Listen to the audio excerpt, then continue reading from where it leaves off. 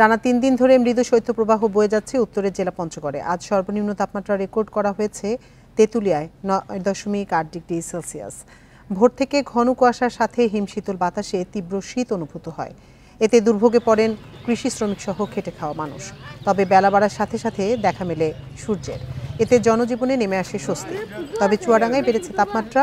২ দিনের ব্যবধানে তাপমাত্রা ১০.৪ ডিগ্রি থেকে ১৯ ডিগ্রিতে উঠেছে।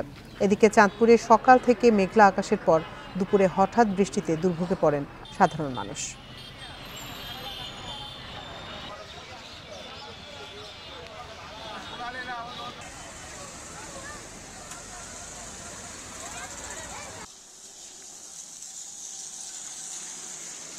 ভোর থেকে প্রায় ১০টা-১১টা পর্যন্ত ঘন কুয়াশায় আচ্ছন্ন থাকে। মানুষ বেশ ঠান্ডায় কষ্ট পাচ্ছে। সকাল থেকে খুবই কুয়াশা ছিল, এখন রোদ উঠছে, এখন ঠান্ডা কম।